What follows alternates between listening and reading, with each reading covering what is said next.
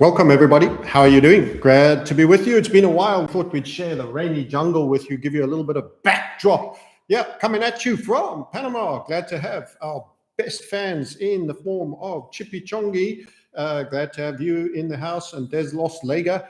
Crowns, top fans are in the house. Glad to have you. Do all you can to fool the algorithm. There's 37, 42, and we're out of 30.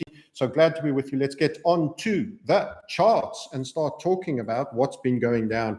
It's been a segment, a spell or two. And if you're following us on X, which you should be doing, I will promise to share screens. I just want to make sure that I'm not revealing anything I shouldn't be revealing. Yeah, glad to Indonesia, Lombok, Indonesia. That's great to have Indonesia in the house. So this is what we've got. In actual fact, I'm going to stop sharing and I'm going to share the full meat and veg share. We want you to see the whole chart, the whole screen, entire screen. It is safer because I'm going to use your tool. It's kind of foxy, all of this stuff, doing the live. So MicroStrategy, oh dear, we shouldn't really start there, should we? It's an equity and it's not specifically a crypto token, but it is very specifically a treasury company. And if you want an example of man peas out or off, out of the car or off the roof pattern, this is how it looks. This is on a daily chart. We want to get our draw tool out and show you that. It is absolutely broken, some key trends there.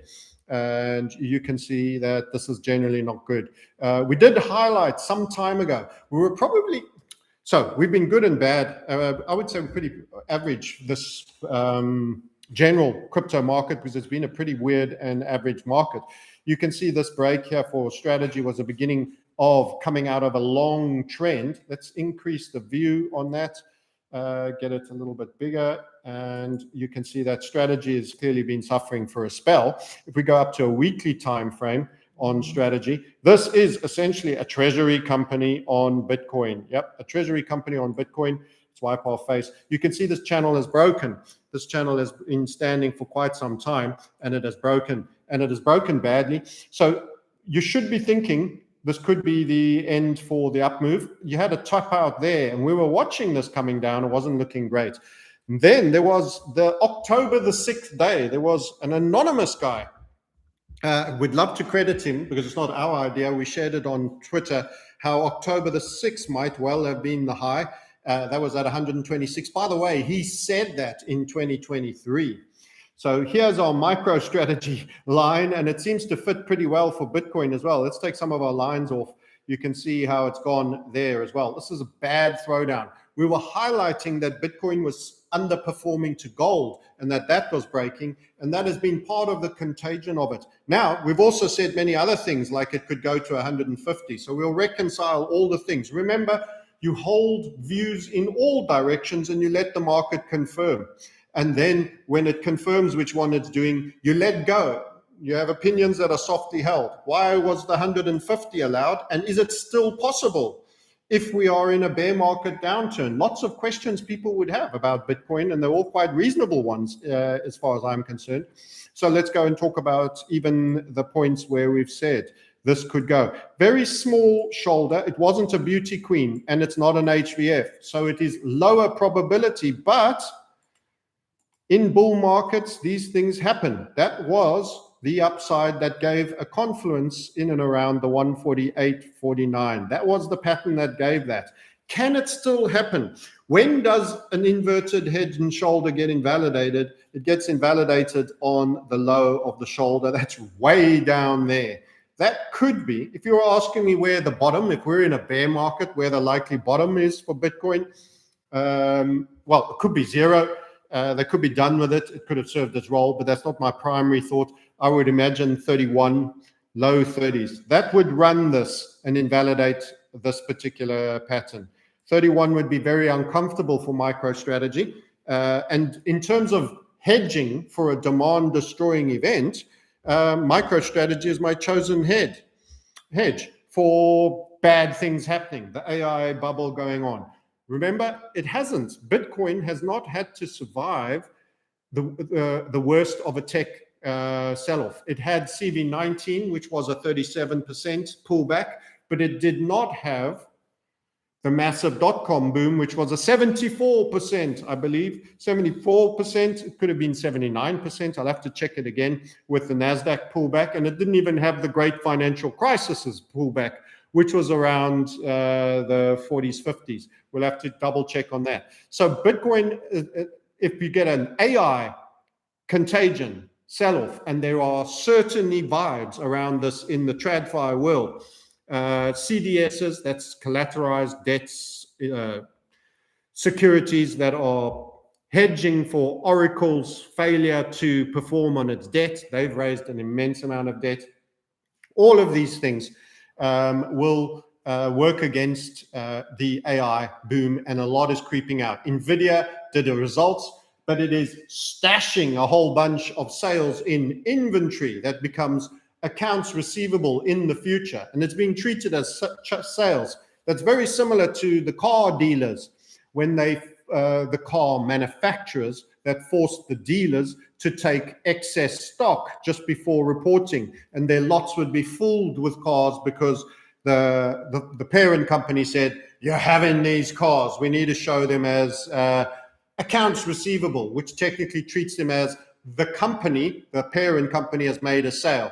Of course, it's made a sale to its dealership that now needs to move that sale on to the man in the street. So you've got NVIDIA doing channel stuffing. You've got a lot of frauds, a lot of it getting revealed. You've got Michael Burry short, a lot of things. This is not a positive environment for the Bitcoin, and began to turn as the tech market story started to get criticized. It's going to really struggle in an environment where a NASDAQ is selling off. As a result, we want to watch out. We want to watch out. And it looks like that could well have been the high, the October the 6th high. Let's get a Twitter account up. We'll show you that very interesting anonymous post, not our own, that did the days analysis. And the days till low would be, if October 6th is the high, the days till low will be around 364, 365 days. So that is quite a lengthy period. Let's go to the profile on that one and go and find that tweet. Those treasury companies, by the way, this was the bent banana while we're talking about it. This is Bitcoin versus gold. Don't forget to follow us at the Crypto Sniper. Are we sharing? We're still sharing. I'm hoping we're sharing. Got to double check. Yeah, good.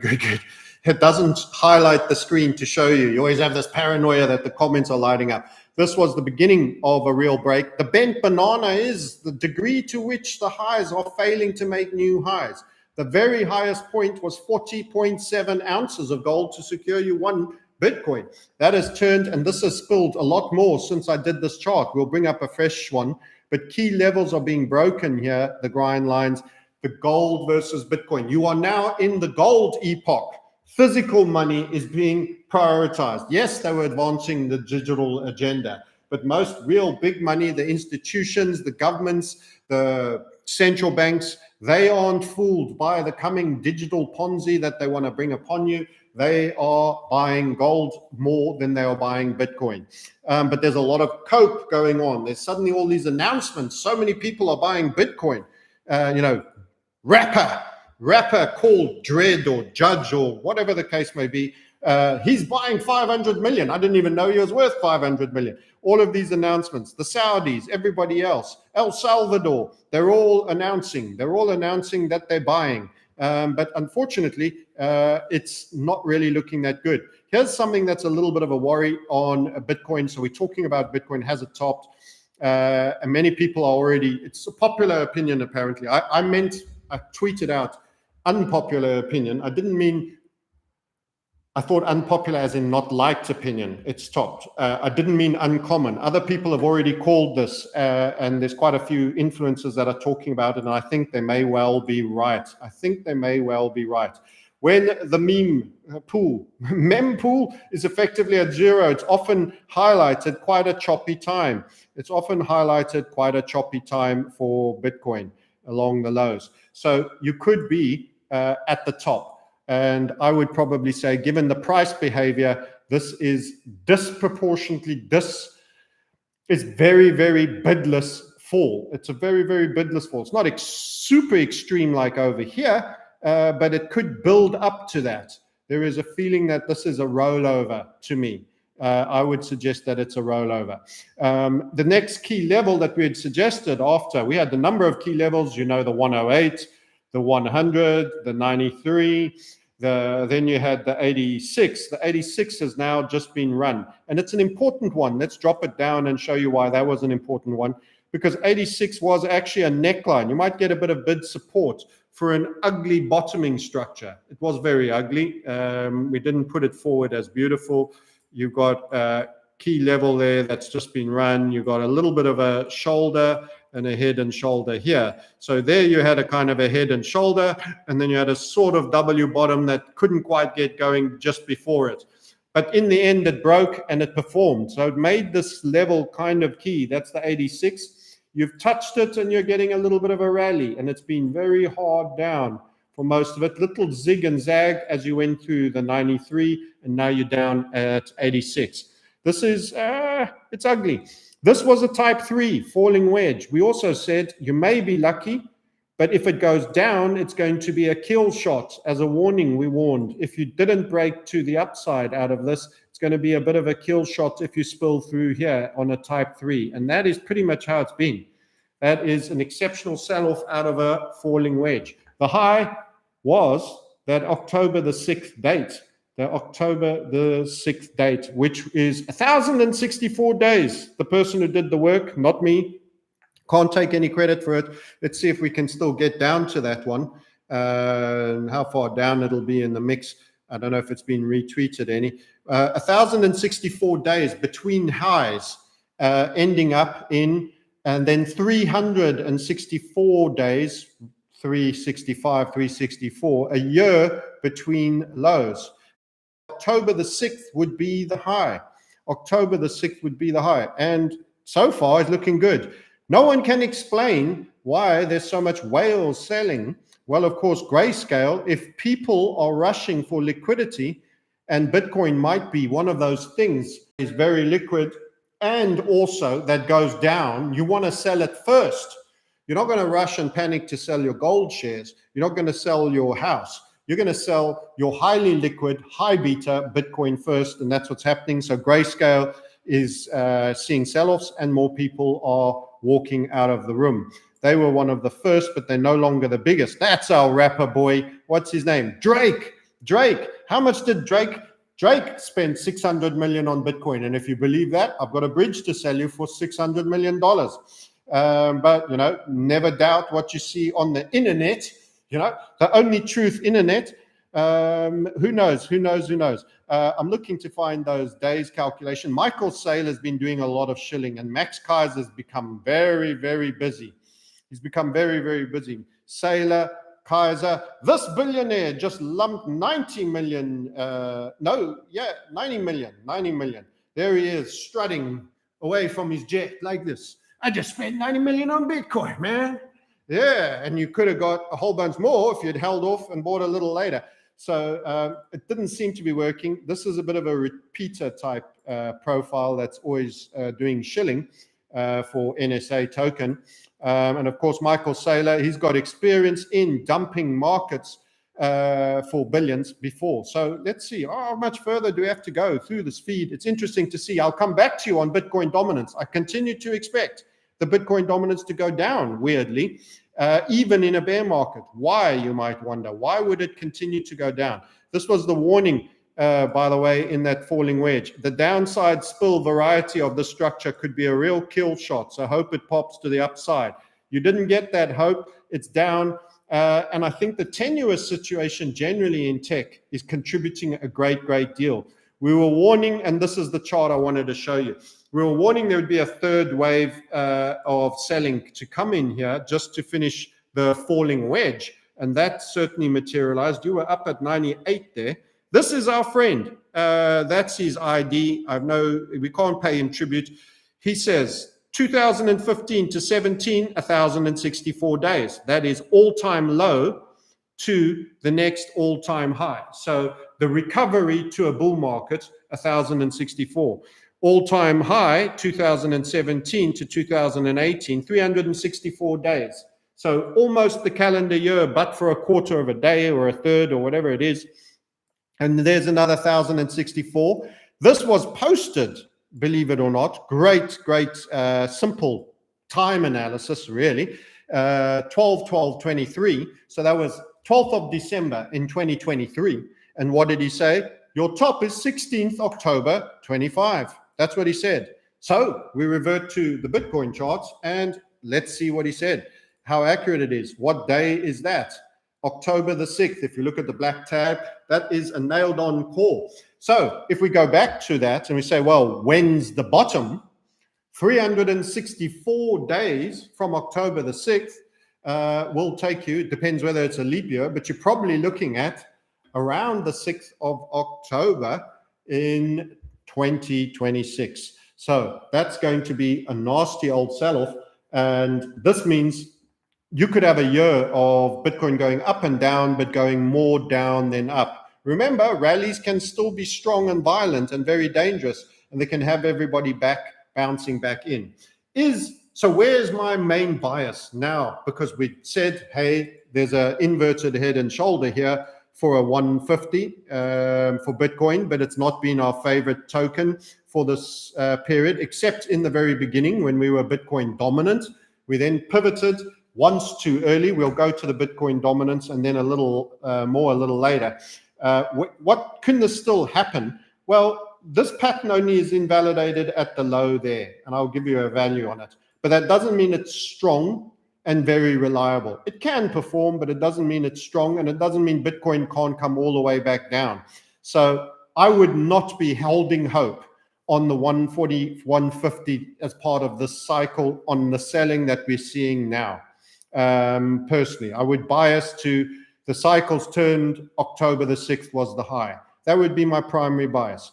Low at this point over here is 38.5. So at 38.5K, this pattern, this reversal pattern, and as I say, not an HVF, not the best quality, will probably be invalidated. But some might argue, wait, what if it's just everybody's panicking and it's just this? Well, there's an argument to say it's very rare that the Bitcoin cycle emulates the exact previous one. It's more likely to emulate other ones. But this had quite a strong sell-off, 64 to 29. I know that because we called that falling wedge as a break up and said you're going to get one more move up. That was bold of us at the time, and that was a well-played market. I don't feel that same way at this point. I really can't say I do. I think the environment in terms of the tech market and everything else is super sketchy and is more prone to see further downside in due course, although you should expect rallies and calm and everyone to revert bullish again. And you'll probably hear phrases like last time to buy Bitcoin at 80K, last time to buy Bitcoin at 90K, and many, many other forms of rally. We're going to 250, we're going to all of these. Apart from the 150K number, we've not said any other number to the high side, and it was justified by a pattern, but not the strongest. But we needed the trend to continue. So what about Bitcoin dominance? What does this mean for alts and Bitcoin dominance? So we want to spread this out from Bitcoin. If Bitcoin's in a bear market, first of all, it's generally not a good thing for alts. It's generally not a good thing for the alt market. However, it's kind of different. The alt market hasn't had the run that Bitcoin has had. And I'm going to make an outlier call that's a little bit, will be suspect and go contrary to those that are all about Bitcoin dominance, and say, I expect Bitcoin dominance to go down in a bear market. Now, many of you will think, what? Wait, what? Hold on a minute. How can you say that? Because when Bitcoin dominance has gone down, it's usually in a bull market. This is a bull market. That was a bull market over there. And in fact, during bear markets, Bitcoin dominance goes up. There's the 2019, the final lows.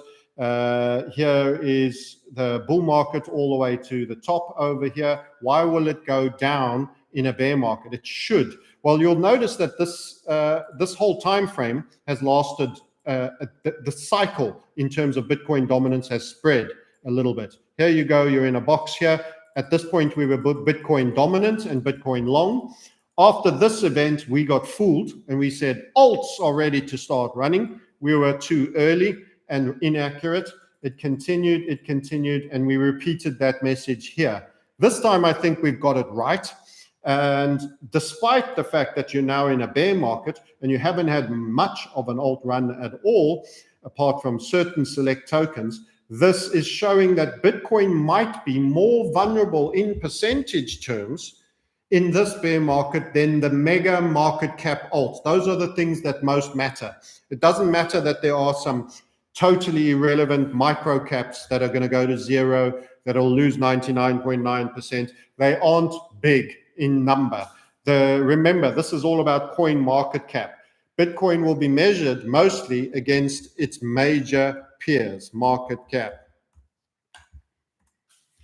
And that's against Ethereum, which has had a weak bull market so far. We had a crappy setup for it.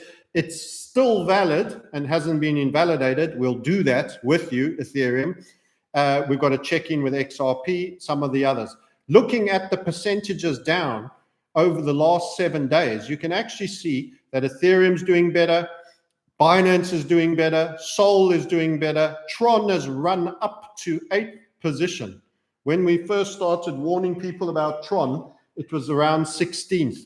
It has gone from 16th, 13th, 12th to being just outside the top 10 to flipping Cardano. It's now flipped Doggy Coin. 3.78 down. That's the lowest of the top 10s apart from stables. Cardano is always shown us to be very weak and is running into trouble. You know, it could in enough time fall out of the top 10. And that's going to hurt a lot of people, a lot of good people that thought Charles was a good guy and married and bought the guy. But Cardano is relatively weak. It's even weak against the weak Ethereum when you put the two up against each other. So let's go and have a look at some of these. These are the major caps that matter. Recent rush-ups to the border of the 10th is Zcash. Wouldn't trust them if you could, literally, if I could, I wouldn't piss on them if they're on fire, let me rather say, in terms of that whole Israeli connection and the trans connection. It smells of Marxism and control. I wouldn't trust them just by profile. And yeah, that's all I can say.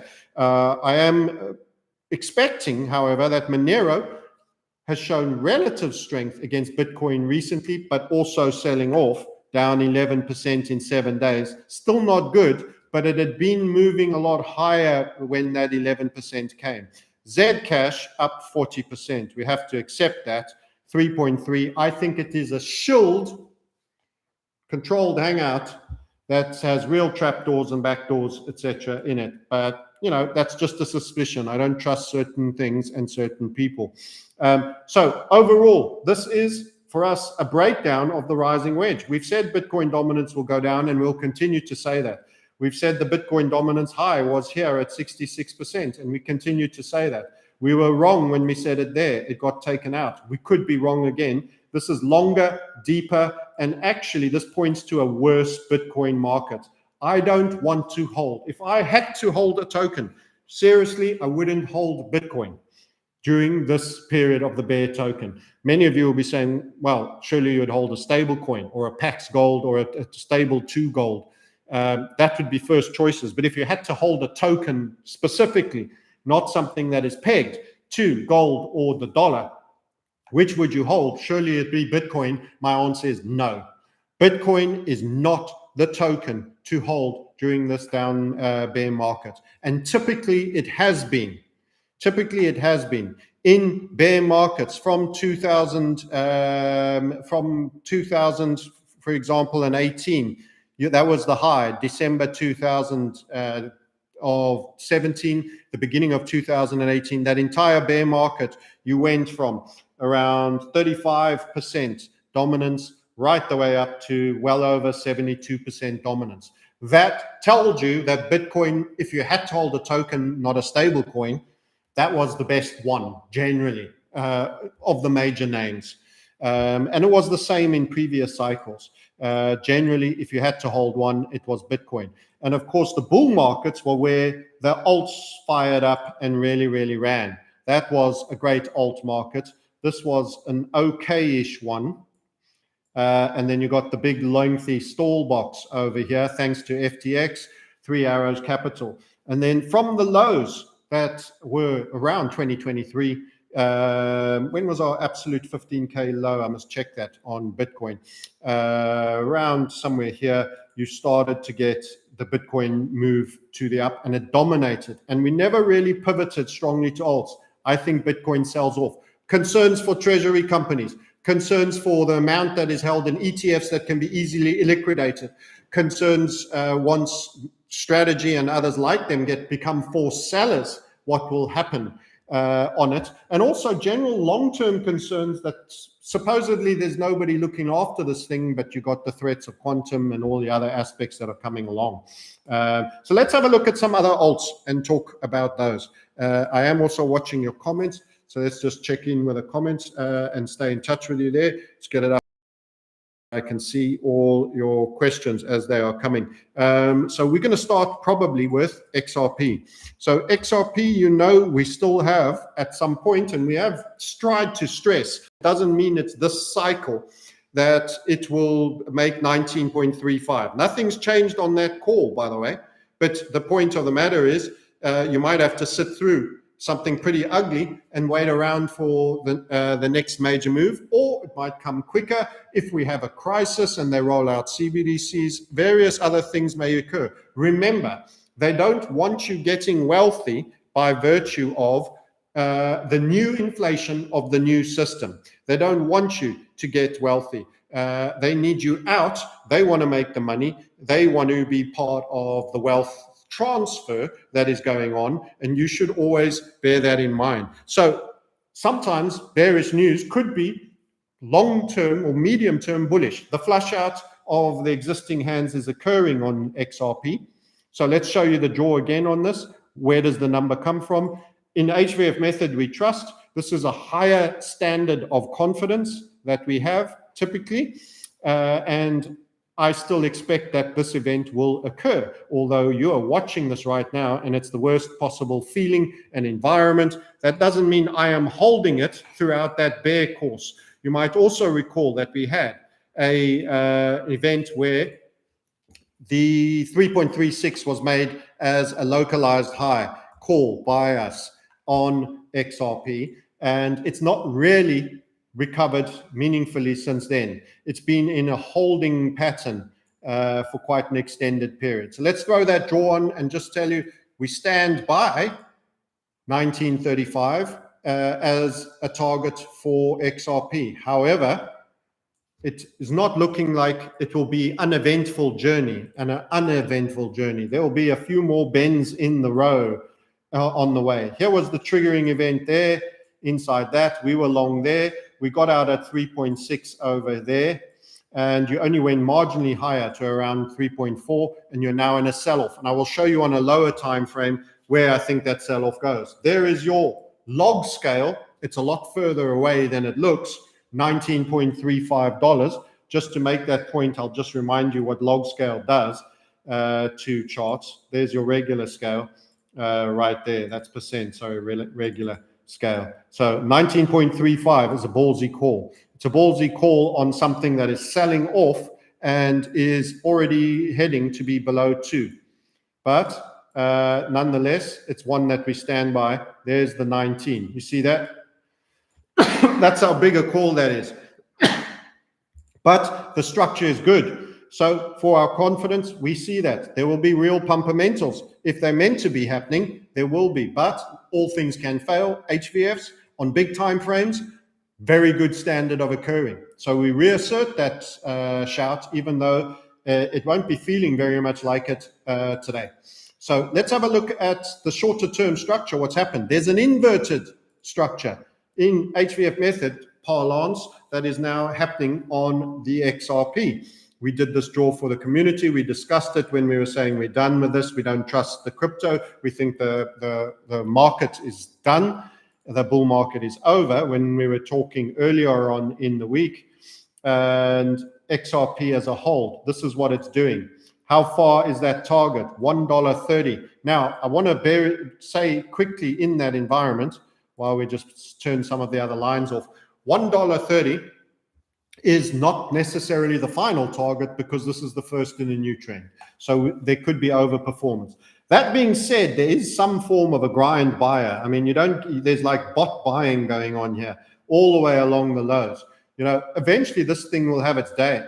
And if you are patient and you buy into the macro time frame expectations we have for XRP, which is that $19.35 dollar cost averaging, can work well in bear markets, but it takes discipline. I'd probably just use a debit order where it runs automatically, and you just keep buying the low with small amounts, and you dollar cost average through the bottom.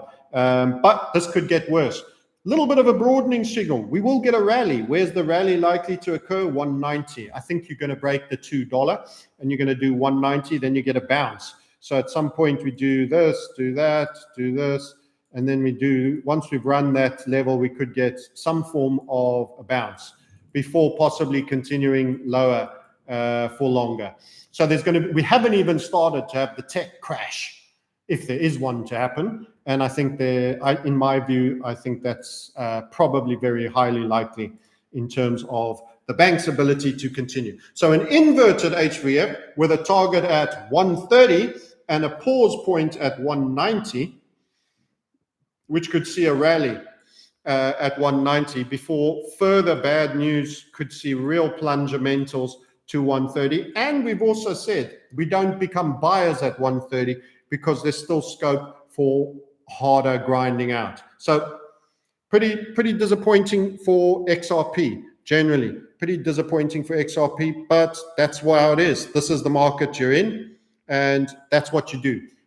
You cope with what the market brings you. So inverted structure of continuation on XRP. Binance was one of the best performers of the real tokens at 3, Solana at 5. Tron is the best, the outright best. We're going to have a little look at Tron for you. So if you wanted to hold something, I would hold Tron or Monero personally. Monero is probably my favorite because I think there's going to be a privacy meme that's come out of it. You saw what happened with Zcash. If you had the same amount of money moving into Monero. Now, Tron got up to 37. It tends to do very good bear markets. But again, why hold something that's going to go down? So you can see how it was very well supported through the lengthy bear market here. It didn't trade below 4.5 cents in the last bear market for a lengthy period, while other tokens were selling off. That's the end of June, right the way through all of 20, what was left of 21, all of 22. It didn't trade below, and then it just started trending out. It's just started trending out. So let's have a look at it in terms of that trend. Has that trend line broken? And you can see we're coming pretty close to it. I would imagine it does get bust. Let's do it in pink.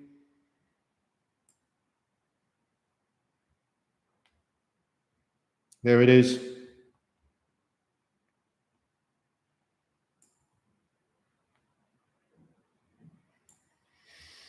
It looks like you're probably going to let go of that and you could come off a fair bit. But you say, we've spoken of gold ounces and everything else. It is in it. Monero and XRP are in structures that we have some confidence over the long term will outperform. Let's show you Tron divided by gold. So we've suggested to everyone in the Market Sniper YouTube channel and on here that people start valuing their assets in gold ounces and stop hanging on to the losing fiat as basis of account. It is not a valid basis of account anymore. So we think this is our setup for Tron. This is going to have a huge move if and when that moment occurs. But right now, you are dipping back into this funnel. At what point are we accepting we're wrong? The run of that red line. The run of that red line. Is there a number that you can attach to that? No, because we are dividing by gold and we're multiplying by 1,000. It just has alerts on it, and I expect this can come down. However, we have a crisis. We need Tether to be onboarded on a whole bunch of places. Tron is being utilized, also the Chinese connection to it. This thing turns, you want to be in it. You want to be in it. The same with Monero. So we can change this. Monero, let's talk about Monero. XMR.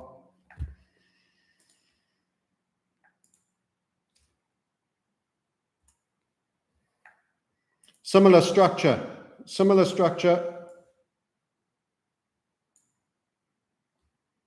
just like that. And this one is yet to break. In the Tron's case, it's already broken and is having a pullback. This one is yet to break. We need this level to stand. So we put an alert there. If that breaks, it gets invalidated. It might dip. We might end up redrawing this. It could run through this and then have a higher 3 and have a longer story and then base out, in which case that funnel will move to there. If you understood what I was trying to draw for you. So patterns can extend. This is not yet the completed pattern. We typically require a minimum move of height that hasn't been made here. So it can still form and then create that minimum height that we need on the third impulse and then go ahead. So XMR, look, if it's a bear market, do you want to hold something going down? Let's have a look at it, not in gold ounces terms, but in dollar terms. It is selling off in the dollar terms as well.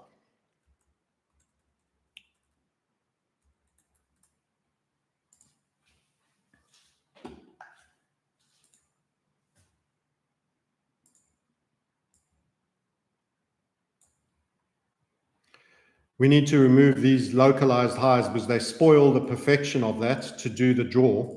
I'll not take the time to do that because that should be a little bit lower. We'll treat it as such. You've got to remember that the dollar has debased immensely from 2017 December and again, why do you use gold ounces as your basis of account? Because the dollar is debasing. Simple as that. So that trend officially against dollars, you had a feign and break. This does qualify against dollars, not against gold. You had a feign and break and you're having a pullback back in. So in fact, our funnel is probably right down here. Let me just double check that before I misspeak with our Fibos, and we drop it in. You can learn all about what we do in terms and why it works. It's not, that is it here. It is that one there. So you did have a triggering event recently. That's why we've been talking about Monero a whole bunch. That is a triggering event. Ignore that that's slightly higher because of dollar debasement since there. That's the problem when you have a monkey on a greased pole and you're trying to measure value across duration time.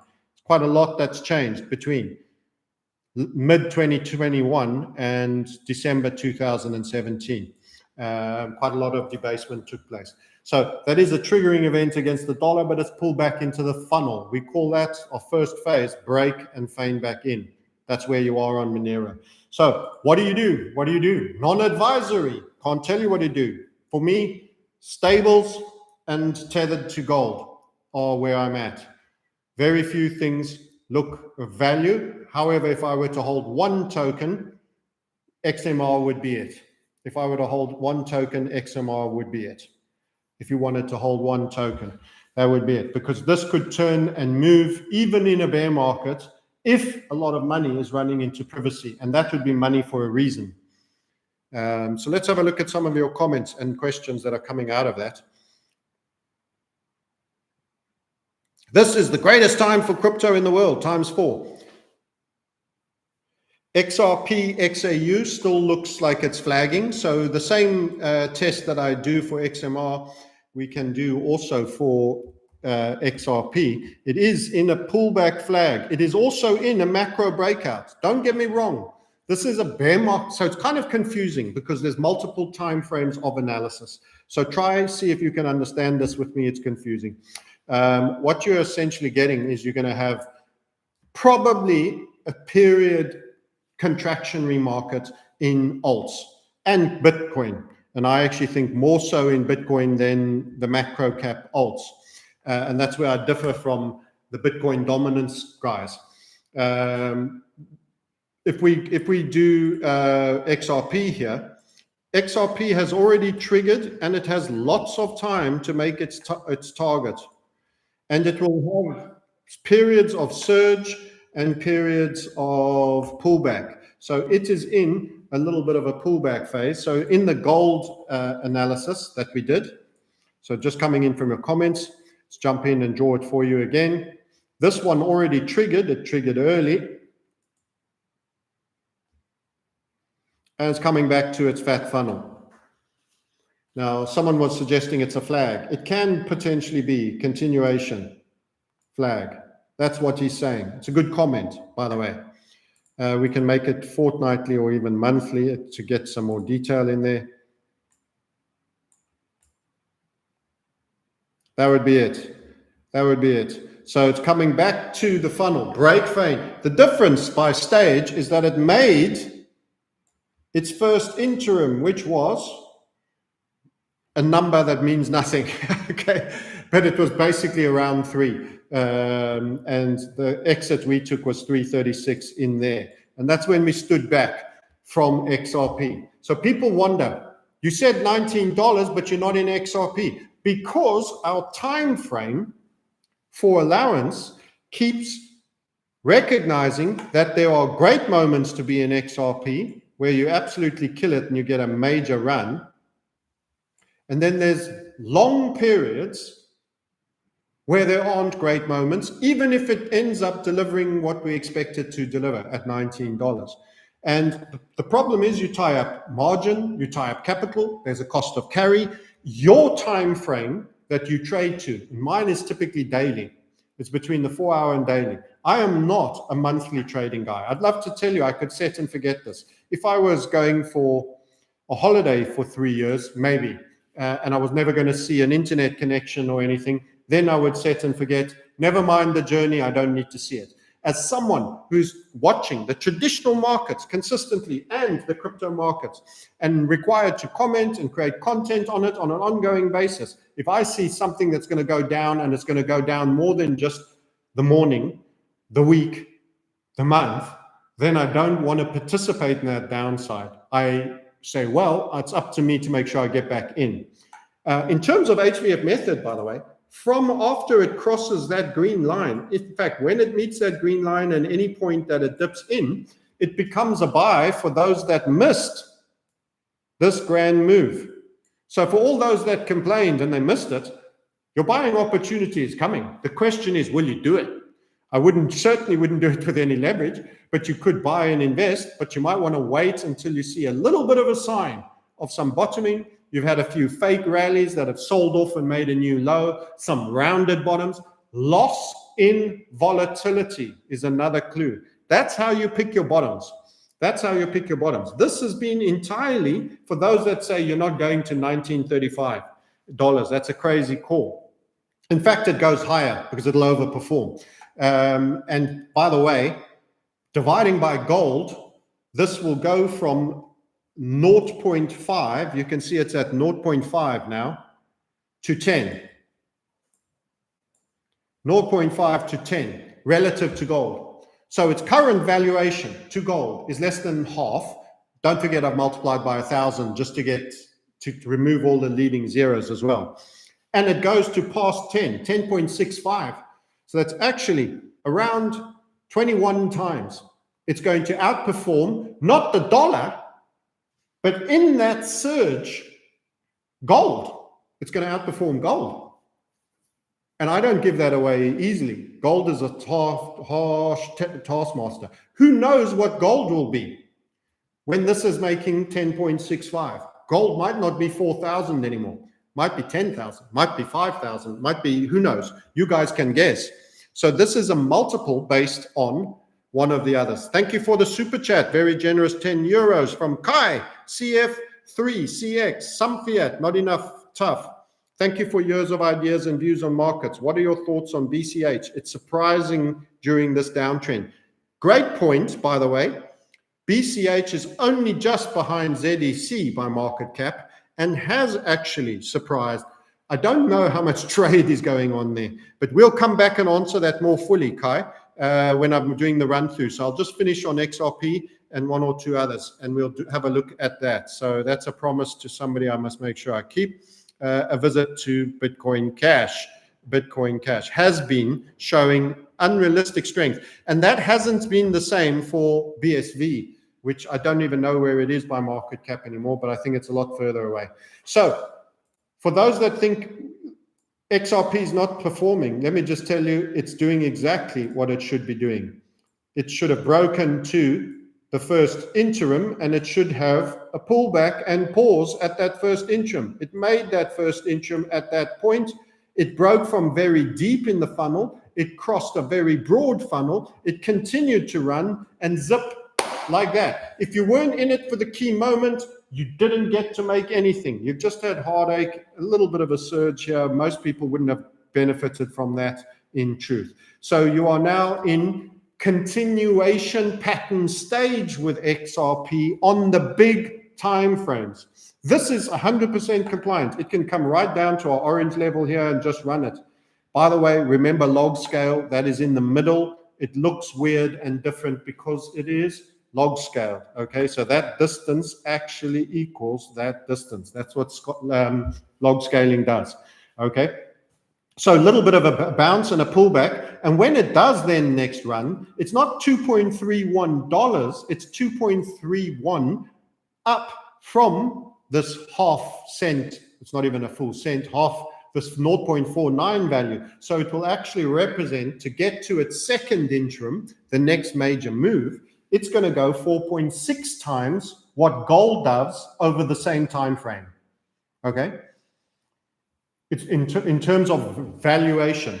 In the time it takes it to do that, it will have gone up 4.6 times faster, double that number, because we're on 0.5. So think about that. And gold is a moving target that will likely be moving up. If you've been following our market sniper at the market sniper on YouTube, you'll know that we are very bearish, very bullish gold and bearish fiats and debt markets. Okay, good. So that's a little bit on how you should understand the interpretation here. That's what that comment was referring to. Let's go into BCH now to not make our super chat friend wait too long, given his good courtesy. USD, Coinbase, and here we go. So BCH, a little bit of a chat on BCH. Interesting. I'm not sure this is the best exchange. Let's try again. Kraken.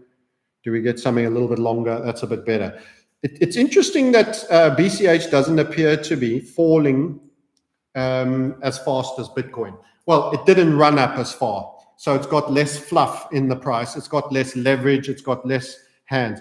The other thing I always say to watch for, it was a big token. Is it still traded meaningfully? So these are the things I'd like Kai to bear in mind if he's going to play in the BCH space. You note the fib that's there. The bulk of the chart is in the 23.6%. We call it the blood basement. Think of those films like Saw. That's where all the nasty stuff happens. Yeah, it's kind of, it's in the lower part. If we delog that, you'll see what I mean. It's kind of still pretty flat compared to it. You could also argue the super spike that I was lucky enough to benefit from on this very token, by the way,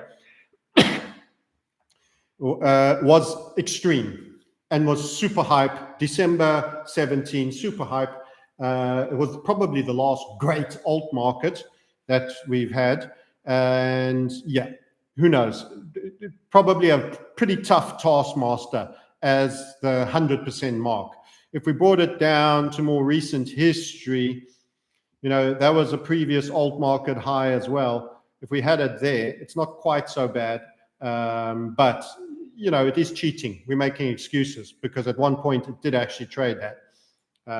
So the one thing I will point is if you're a hodler, it hasn't been a great hold. But how's it doing now versus BTC?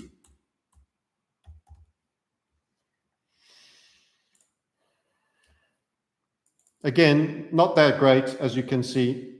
It's lost a lot of ground, but recently, more so. I think this is going to be the story of the macro alts. I'll just pull that across so it's our viewfinder with myself is not covering the chart. That is a relative outperformance, but compared to, you know, Bitcoin's cash's long history, it's generally been making lower lows and lower highs, lower lows, lower highs. So you don't want to be the first to call a bottom on that. Bear that in mind, please. You don't want to be the first to call a bottom on that. This is a nice little channel, but I think a lot of alts are going to probably, in some ways, of the major serious alts, particularly those that are ISO 2022, are going to probably get a little bit of a bid under them. That said, some of them have fallen pretty ugly. I want to mention one that people have a lot of hope for, but isn't in HVFs. And this is HBAR, and it's fallen quite brutally as well. That's on a 2-weeker. Let's take you down to the week. And you can then drop it down to the day. It had a very ugly bidless spike. That's a bad sign that there's no bid stack. It's a bad sign that there was no bid stack in there, that it could fall that far. Flag. Technically, you can't go down there. It's almost insane. You know, you wouldn't do that. You have to put it down to the fact that it got bought most of the way back up in the end. But this is an example, by the way, and I want to refer this back to Bitcoin, how you can have inverted head and shoulders that don't perform. We drew that and that. This one kind of triggered, but didn't go very far at all. Now, thankfully, Bitcoin's case, it did go further, but it's now losing momentum coming back down. HBAR's never got off the ground, and it's actually put in a very schizo spiky low. Now, it might be different for other exchanges. Currently, you're at the bottom, the double bottom of the previous bearish period. So it's been disappointing. It's been disappointing. It's alt run. It kind of had an alt run from November. And its pullback, you're already back at its pullback period. This is what I would draw for you. So I'll take that. You can see how that is a key level here for HBAR. You can see where it zigged and zagged over here. This is a normal in tether dollars. So that's a 14 cents. Key round number, 14 cents, just run. You spike through it, you're here again. So you might get a little bit of a reaction here, but I think you're going to go lower.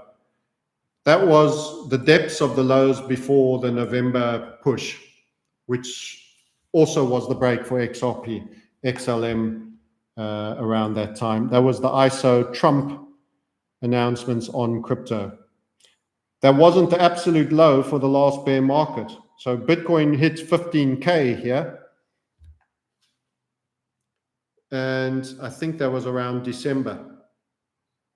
Round here. HBAR might have made a low a little bit longer. So, but this was roughly where Bitcoin was at the low. So HBAR and ISO tokens, but that we have not highlighted so much of. We've stuck to XRP. We've stuck to, I see it, I will go to it. We've stuck to Tron and XMR as our favorites. XLM, I would not do given liquidity, and the fizzlebacks in between spikes are much larger than XRP, even though it will probably, when it eventually runs, will do a bigger absolute number. Being able to live with it will be a problem. So Sniper Jordan, thank you for your kind contribution to the channel. Maybe XRP stroke XAU makes another big impulse and becomes an even bigger HVF monthly time frame. So I'll go back and make sure I understood that question and that scenario that he's sharing. So HBAR is one that, again, that promises a lot, but currently on performance is looking soft. Although being at a key 14 cents being a key level for it. Let's go back to a lot of people being interested in our coverage on XRP. So I'll just go back to that one more time to Intel. So there, and I think I know what our friend and a Sniper community member as well, I think, Sniper Jordan, probably, possibly, maybe. I'm not sure if he meant that. Let's just put that up. What he's suggesting, the only reason I think that's not the case, Sniper Jordan, is that you have already run your RH2. So I don't think you get to do that. So I think I might be able to knock that one on the head. a little bit quicker. We have to see. You see the problem you have. So what Sniper Jordan was saying is maybe this could be a third high. And this is the funnel. And you're squeezing here and we're all to break in time with everything else. Your problem is you have taken out your 2. The third high can't be higher than the second. That is the low slung third high, which was quite low. Lower than we typically like, but you got the break. That means it's valid. Once a pattern is triggered and performed to its first interim and is having a pullback, it's been compliant and it had a proper strong trigger. So we stay with the draw that we've done. That has gone higher than the secondary high. Good. So we handle that. Why would you sell your kidneys? Yeah, don't sell your kidneys to buy Bitcoin. Definitely not.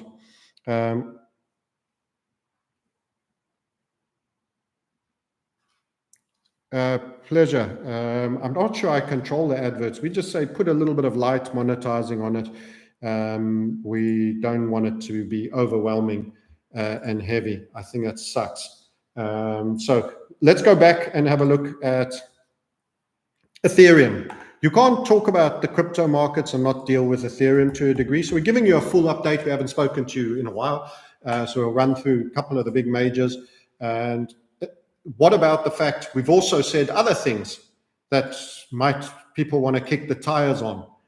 This ugly setup. We've always said it wasn't the most beautiful setup. You're back at the funnel now. The interesting thing about the alts is that's the second big macro alt that you're at a key level.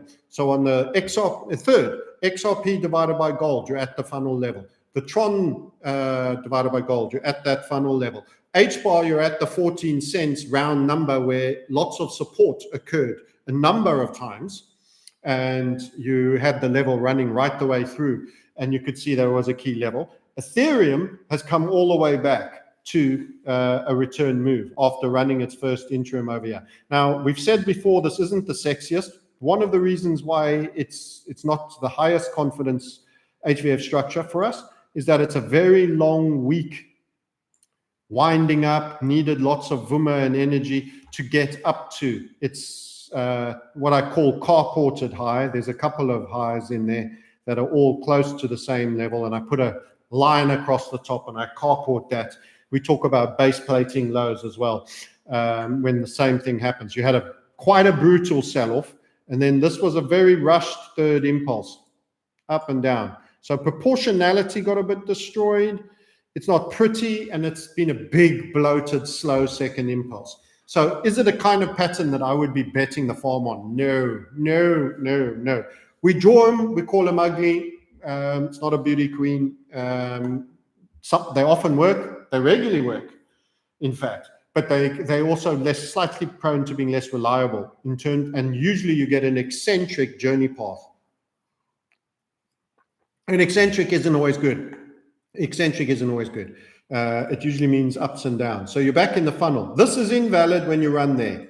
And right now, while I'm sitting with you, I will put that alert in there. That ceases to be a structure or a pattern, and it would be goodbye to a crappy pattern if it happens. If this gets saved, bottoms out, and alts get a bit of triggering coming along, I will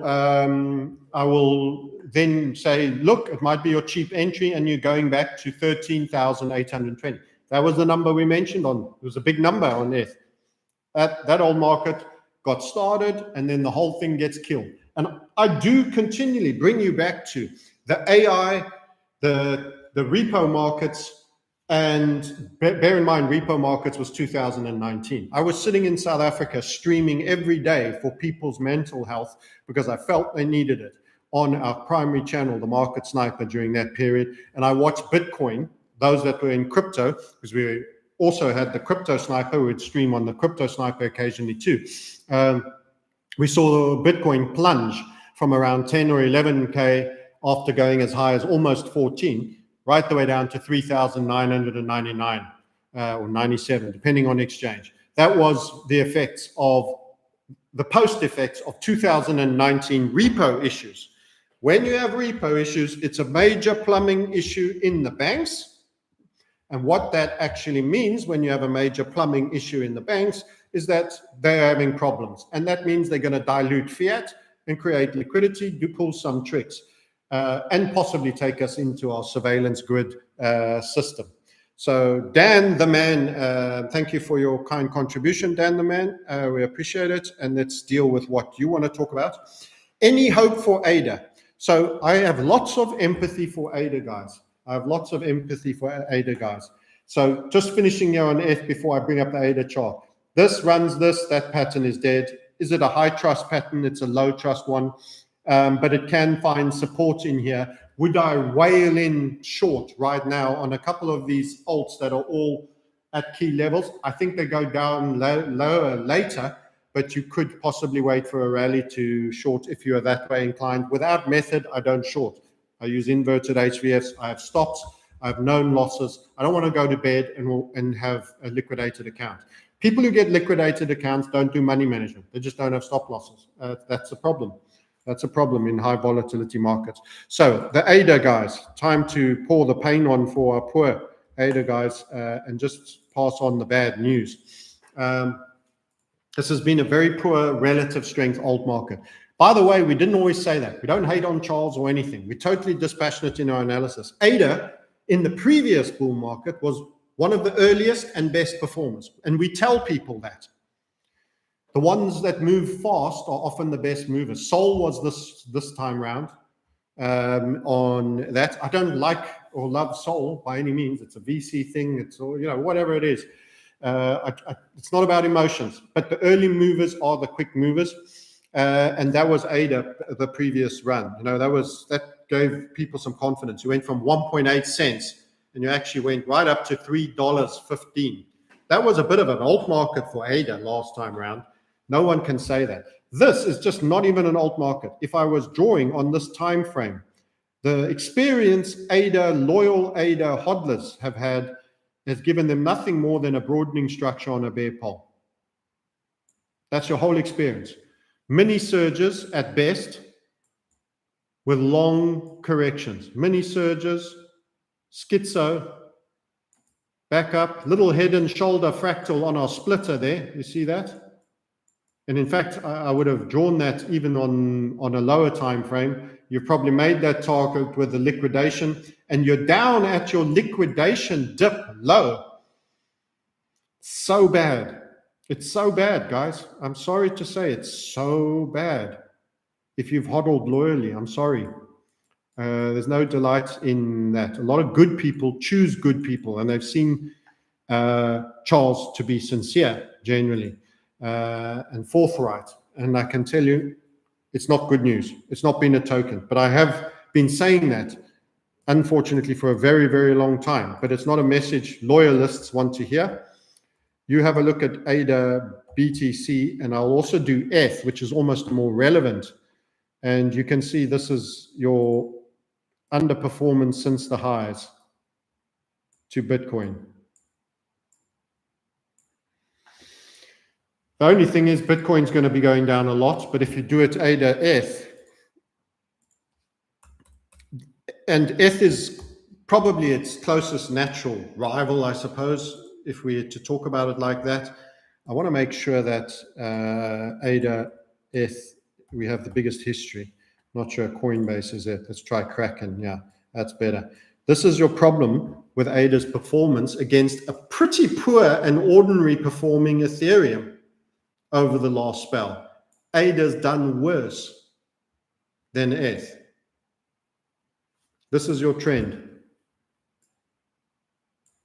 of tops and bottoms. That against a poor performing Ethereum. No, it's not doing it, is it? It's not doing it. It's not doing it. And I mean, a lot of people position ADA against Sol and see them as in each other's faces. And I think many ADA people really don't like Sol, or vice versa. I don't know. Don't get into the territorial stuff. Wrapped Sol. Okay, show me wrapped Sol. Wow. The one guy's just beating you up. And that's on log scale. That's regular scale. You're having dying spikes against somebody who's been pitted towards you as your nearest, biggest rival. I think Charles chose the wrong place. Needs to go to more World Economic Forum places and kill a few babies on altars if he expects ADA to start outperforming Sol. And, jump into the child trafficking racket, because failing which, that is a losing chart. That is a losing chart, I'm afraid. It's pretty sad. And I'm kind of predicting ADA falling out the top 10. And I have good friends in ADA, and they hate me for that part of me that tells them that news. ADA, not good. Not good. It's not good. And by the way, we said, before we started speaking like that about ADA, we said the same about DOT. There was a huge amount of hype about DOT. And I looked at its price behavior and said, man, that thing isn't doing anything. That's going to fall out. It was at one point, you had Binance, Cardano, and DOT, like the threesome, with very similar market caps. People forget this, Who's talking about DOT anymore? I don't know. I don't know who is. Someone is. There's a whole thing, but that's what it's done against the dollar. Don't call a bottom on that. Don't be that guy. It may just, but don't be that guy. Wait for it to prove you anything. And what has it done? It slipped and slipped and slipped and slipped and slipped. And that's my concern as a future ADA chart. A loss of relevance. A quite big, well-backed. There's going to be winners and losers in this game, friends. I'm sad to say. It's going to be winners and losers in this game. That's why I say the big market caps. You heard it here in alts. So you'll have some people that will tell you only Bitcoin. And Bitcoin is the only thing. Everything else is a crap coin. And Bitcoin dominance will only go up. We disagree on Bitcoin dominance. And we use 3 methods of analysis. So talk with me here and watch this. The crypto sniper, the traditional markets, and the reset sniper. Yeah. So one's the R, one's the market sniper, and one's the crypto sniper. So understanding and checking out cross-market analysis in crypto, doing what I'm doing now, I'm talking to you from here. And we're sharing from that circle in this one over here. Let's try to get my coloring Koki. And this one.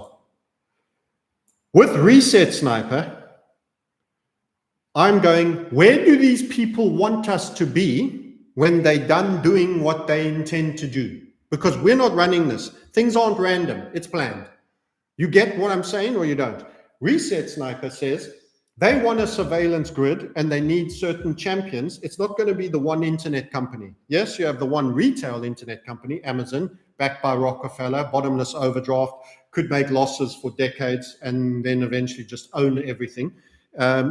We don't have that. You don't have that right, but they do because they're backed by the people that are bringing your future to you.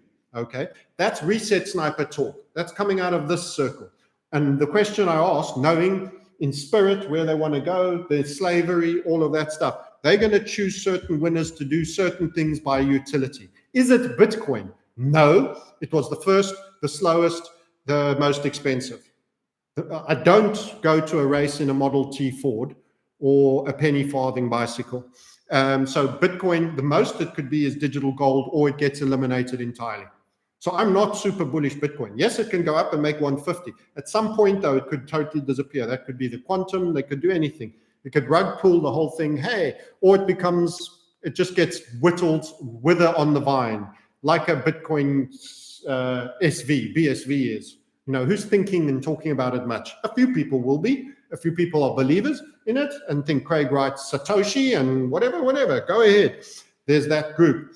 But Reset says the utility, ISO 2022, the utility tokens are the ones. Now, of that, they're going to run a race and some are going to win. You had Netscape, but guess what? Microsoft got to own that by antitrust behavior with Internet Explorer and Google coming in with Chrome. So Netscape died. That's an ADA, possibly. I'm sorry, it might be. ADA might be Netscape.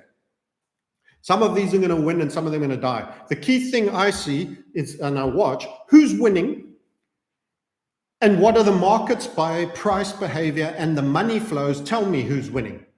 Because even if their execution is poor, like Sol was relative to ADA, grid downs, various things all the time, it doesn't matter. These are the people we are going with. That's my dance partner. Yes, she's got a face like a spanked ass. She weighs 410 kilos, and you know, she doesn't sweat much for a fat girl, but you know, all those things. That's who your dance partner is. That's what they've said. Sol's going to be one of those, I think. You know, they've forced you into that dance partner. And it's going to come. They're going to keep it going on. And the direct natural rival for Sol was Charles, and I don't think he's done enough to get in with the people who make the decisions. And that's conspiratorial. It's reset thinking. It's reset thinking. It's not love. He could be the best guy, the most integrity guy, and that's probably what holds him back. And he could be the best project and could have done it all about the best way. They'll pick up the pieces and steal it off him once he throws in the towel. After they rinse him, squeeze him, throw him out, force him into low JP. They could do a Nokia with him. You know, Microsoft buys it real cheap later, and they just get all the patents they want, all the stuff. Who knows? But reset minding says they decided. And for me, XRP is one that will be a winner. Tron is one that will be a winner, and potentially XMR. But privacy is a very interesting area. It's quite possibly compromised. Thanks, Sniper. Thanks to your videos on metals. Was convinced enough to move some crypto portfolio into metals before the silver platinum run. ADA is killing me. Yeah, Dan the man. I feel sorry for you. You know, don't marry when you invest. Never marry if you can fight that. Don't marry. Don't bond to a human. He can't guarantee you that outcome. He maybe hasn't done enough to win those forces. And those forces aren't always good forces. You may have judged him a good character and have been right. That doesn't mean his token go up and will be the winner. So Market Sniper is the HVF method and traditional markets. Market Sniper's message to you is the tech market's in trouble. We are short Palantir. We are short MicroStrategy. And all the news is CDSs and problems coming through on the tech market. We think there could be more than likely. That doesn't mean it absolutely happens. The probability is higher than is usual, and it's very low on NASDAQ. NASDAQ spends most of its time going up, by the way, but the possibility is higher that a liquidity event from repo markets, from AI, from a number of things, private credit, the consumer, a lot of things, banks, they're all in trouble. So if we go IXIC, because we've spoken a lot about things outside of crypto, and do the NASDAQ, the Market Sniper is saying, be careful this sell-off. It might continue on down. By the way, it's at its low now for this week. That's your chart. That could be the beginning of something that looks like that. It could be a lot bigger. So here's the news in terms of Bitcoin that I was part referring to and then stopped referring to. This is when Bitcoin started here. So let me do a nice big horizontal line for you. Bitcoin has not survived a major tech collapse. And you might say, but, you know, the CV, the 21, 22 thing over here, that is small beer relative to that.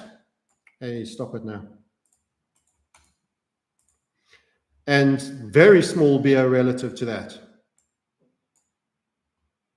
It doesn't look small, but it is. So if we just measure these out for you, let's do them. The biggest crash in tech that Bitcoin had to sit through came here, quite recent, 36.7%. Subprime, 55. That's 50% larger.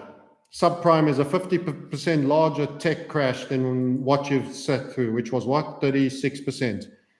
And .com, 78.4. Now, if you're asking me, the next tech crash is probably the average of those two. I don't think necessarily the fiat is devaluing, remember? But I think it's closer to those two, possibly closer to that one. So how's Bitcoin going to do? How's MicroStrategy going to do? How's all those new shiny faces, Jack Mahlers, shiny face boy whose dad was, head of the commodities exchange. It's always interesting, these guys. There's one guy on YouTube who wrote a book. Why are none of these people's fathers plumbers? None of these people's fathers are plumbers. You go and look at Zuckerberg, Gates, Jobs, any of these creators that have bottomless overdrafts, money no issue, you just build and innovate, build. It's always going to be there. Keep building, keep delivering this. Why they're all that way?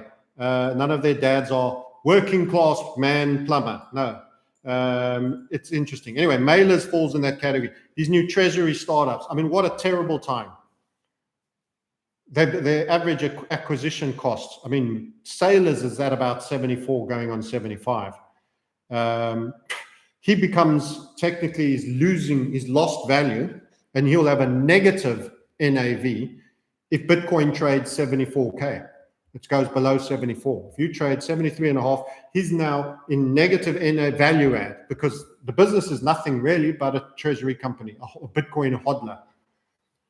And you have Bitcoin going down, and it runs, I can see it certainly running 73 and beyond. I could see it going to 30. There is a case that it goes completely. So this is tech. This is the market sniper speaking. You got the only thing that will keep a bid under Bitcoin potentially that will help is that dollar's going to go back to devaluing. It's having a run now and will bid, but fiats generally are in a debasement stage. So yeah, that can help. But gold is being chosen above Bitcoin. We haven't done that chart yet. Let's do this. Gold. Can you put the aircon on? Alex. So XAU USD, we're going to do Bitcoin.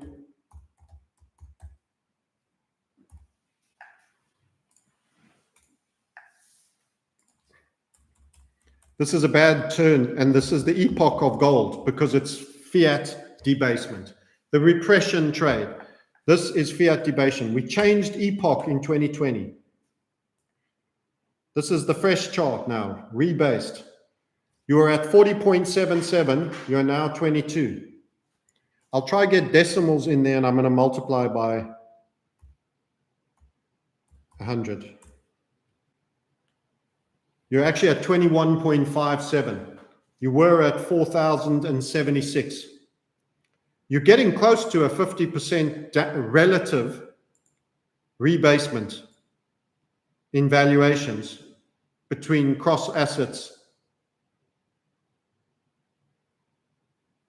Now I can put that there, and that's your return move, really tight, or I can go a little bit looser and there. But don't change the fact that that's a turn. And the other line I always draw is that the ability to move this market cap significantly higher at each cycle has reduced immensely. And that's your bent banana.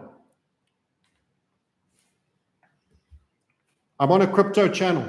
I'm going to keep suggesting to you guys that you have precious metals and are not only. If you are, hey, I want to be rich, or I don't have enough money, or I've got debts, and crypto goes up faster, so I'm 100% in crypto, I'd like to warn you, you are wasting some time. Slow dough is the dough that stays. Have some slow dough in precious metals that to you will be unexciting. That's not pivoting. You'll be so glad you had that foundation if you didn't. If you're a crypto guy here watching this right now, and it's not the place to suggest that. I'm suggesting, not advising, by the way, but it is what I do. I'm so grateful for my traditional market. I mean, this has been a pretty poor crypto market, generally. Great XRP run, but not much else to shout home about for the last 2-3 years. We were early on Bitcoin and we stayed with it. We got out a bit soon. We called Bitcoin dominance, turned a bit too early. Now we're calling it again. But apart from the Bitcoin initial move and the XRP pump, there's nothing to enjoy about this old market. Most of it has just been churn and garbage and run. And I don't chase into, the degen stuff on any meaningful scale. If you had precious metals that were going up 75% this year for you, You know what a great foundation, a bit of respite from the bad news of crypto this will give you. We started a YouTube channel for all markets. We never tied ourselves to one market because the opportunities change, the environment for things change, and you're building subscribers and you're having following. You need to keep it broad unless you're a carpenter and you're teaching someone a very specific skill. You need to keep it broad. We are cross-market by method. The method applies to every market. And we kept crypto separate because there were people that only wanted to talk crypto, and there were some angry people that were angry that we introduced this asset class and it was all just a scam in 2016. So we created a separate YouTube channel where we could talk about it freely. But the point has always been 3 circles. They plan a reset. You need to have physical wealth, market sniper, and you can exploit what they're doing in the digital space, crypto sniper, to help accelerate your wealth. But you'll sit through long deserts and you'll have lean. This is supposed to be your money-making year for a bear market year. It's not been good. It's not been good. Don't be overexposed to crypto without having other assets. Look at your wealth. I used to laugh and mock and try to teach around guys. You would have Carl Moon saying, my wealth is 99% in crypto. And I'm like, oh my God. Oh my God. You don't own a property? I mean, you own a depreciating Bugatti, which comes with a 100,000 euro a year bill for servicing and fresh tires if you do more than 3,500 miles on them or whatever they got. Congratulations. That's not money management. That's stupidity. Being 99% is not check how big my balls are. Here I come. I'm coming to the crypto market. I'm all in. Poker stars. No, friends. That's not the approach to financial management. That's not how it goes down. If that's where you go, and I buy a depreciating asset, one without, no, that's somebody being paid affiliate commissions for shilling a bunch of stuff. That's not a great trader. You can't in your life practice unsound money and claim to be a great trader. Great traders, great investors, fund managers practice what they become. And it's only through practicing you become that. If you are conspicuous consumption must have the flashiest toy to impress people on Facebook and YouTube and everything else, you're dealing with a social need to try to get recognition. You are trying to shore up an ego. You were bullied at school. Oh, hey, we all like a shiny, nice new thing. So do I. But to be excessively flashing, it's not financial management. You've got to, most of your decisions should be towards how do I get out of this thing? Is it a depreciating asset or not? You can't be in crypto, such a high volatility item, with the bulk of your wealth, because what does that mean about your wealth? Your wealth is doing this as well. And when you least need it, it's at the bottom leg down here. When you have that accident, it's down there. That's when you're forced to get out and pay for a broken leg because you never had a hospital plan, because you're paying off your payment on your super flash car. There's a lot of dumb, and I've been there, and I have been young, and I made all the stupid young mistakes. Okay, I had a black Carrera at 25 years old because that was the goal I set, and it was a disproportionate percentage of my wealth, and nothing good came out of having it, apart from some fun moments, yes, but nothing good in terms of financial aspects came out of owning it. So I'm a crypto guy, but I'm becoming a metals guy too. Bought my first bars from Costco recently. Smart. And you know what? You look under your bed and they're still there. They're still there. They haven't been cut by 20%. They're still there. And that's some real value. That's some real value. This is just a pullback. People are overreacting. Well, you could in fact be right. But what if it isn't? What if it isn't? You see, that's a pretty violent pullback.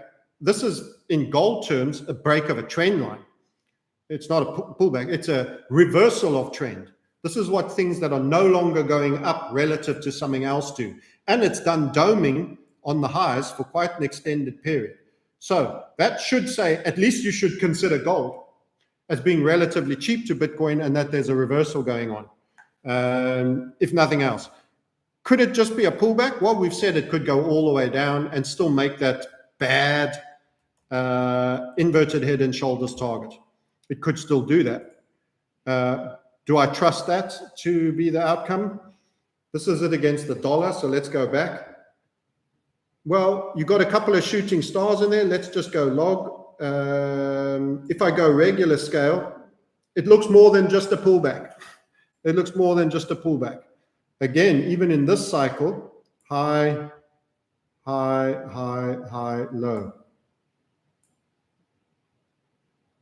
And now you're here. If you want to include that as just being the pullback, I would suggest it's something more like that, and that is a correction, and that you're probably somewhere in this area. Yeah, thanking you all for hitting the like buttons, by the way, and smashing us up. We'd love to get this channel even higher. 545 of you. The best thing is to not be a crypto guy, as someone is saying here, don't be a crypto guy. Be a guy of wealth building, for which crypto is maybe one of a tool, one of the times at the suitable time. You know, what's making me my money right now? I've had a mooner of a trade on USD JPY. That's a Forex trade. That's a Forex trade. Inside a beautiful HVF. Had a pullback after first interim, rising wedge, spoke to the community, type 3 melt up. I put on some big size because I could get really tight stop. Account at new highs at the same time as crypto is crashing. New highs. That's after a gold run that we exploited beautifully. That's after a Swiss franc JPY trade. So big themed winners that I've held for an extended period. I'm not jumping in and out of these things. These are big themed winners that are working, and a USD Korean won. I'm sitting on my biggest positions right now are market sniper. They're on fiats. They're on the fact that Japan has to keep debasing its currency because America needs a cheap currency wholesale because Japan's interest rates are going up. They've got to combat for that by debasing the currency. Otherwise, the carry trade unwinds. Perfect. And I've exploited that in the Swiss franc JPY 6 months ago in July, not quite 6 months. And now I'm back on it against the dollar. And in between that, I took gold and silver and platinum, all on HVFs, platinum to an HVF to its target. All of that I can show you because I'm stacking HVFs and you guys are stacking sats that are dropping in value. I'm not saying you generally, I'm just saying crypto guys are doing that. There's nothing you want to stack in crypto right now. Don't be in the crypto space until you learn how to trade short. And the only way to do that is with an inverted HVF with risk management. If you don't have risk management, one pumpamental spike where Trump comes out and says, we're going to commit 450 billion to all these tokens each, and the whole market stampedes to shake out all the shorts. These guys are harvesting leverage trades. They smashed the market a while ago, and they took 19 billion out of the market in liquidations. That went to Trump and his friends. And they have the exchanges on speed dial. They control them. They have to do KYC now. They have the information. They know where your stop is if you're a big enough whale. They took guys with 60 million crypto accounts to 9,000. I saw the screenshots. I saw guys with 40 million accounts banned down to 100,000. Imagine you had that amount of wealth. You are 100% wealth in crypto. Michael Saylor thinks he debunked portfolio theory. How many chairs are you sitting on? You only need one. How many microphones is Francis using? He's just using one. Therefore, you just need to be all in on Bitcoin. Sorry? Hello? Hello? Crypto people try debunk well-established financial facts, such as portfolio theory.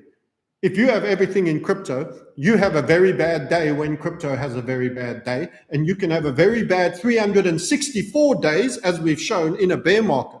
Do you want a bad year? Who's signing up for a bad year? Every day, just pain, loss of money, red numbers. You would like that? Yeah? Okay. Be a crypto guy during a bear market. That's possibly started already.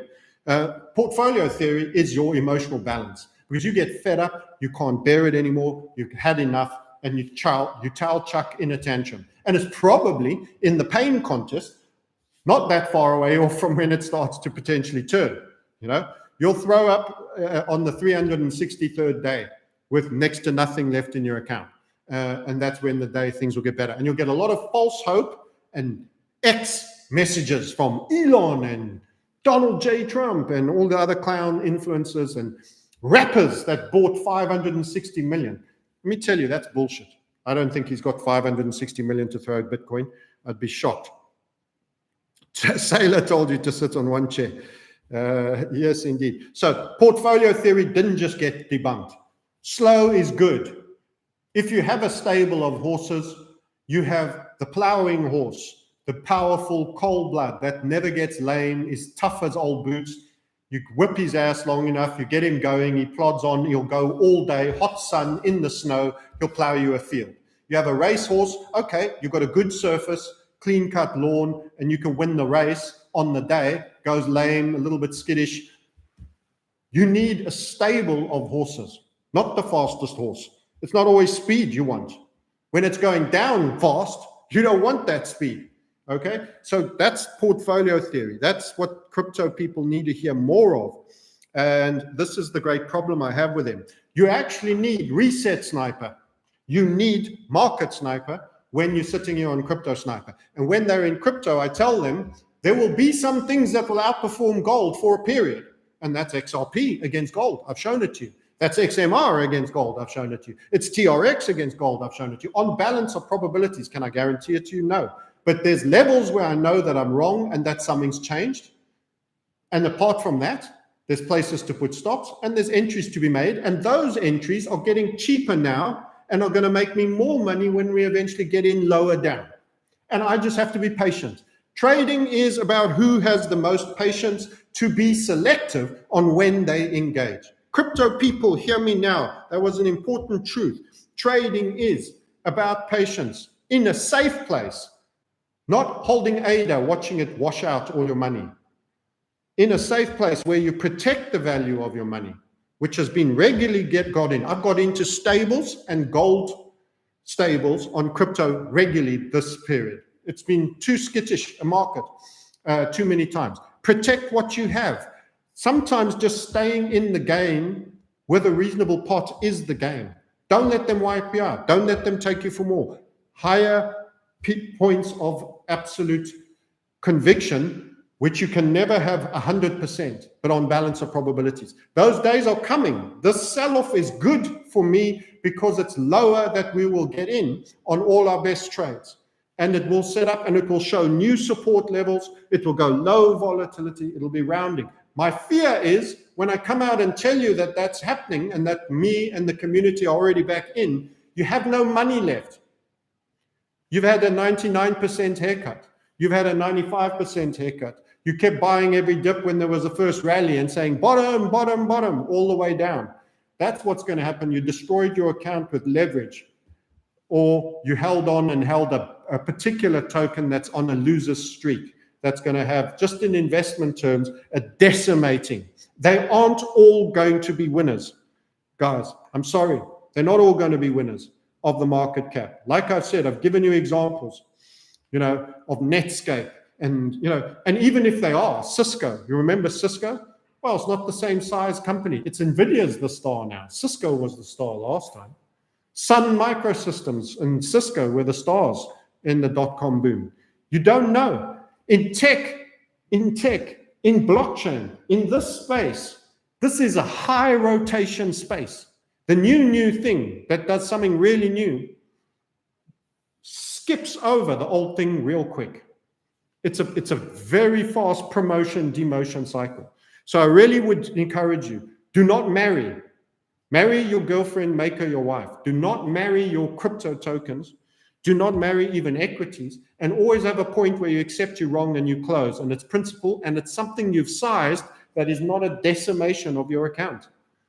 If you do those things, you will keep fighting and you will be there with sufficient ammo to benefit from the XRP, Tron, and XLM runs, the Monero runs. And if they aren't the ones that run, we'll have adjusted.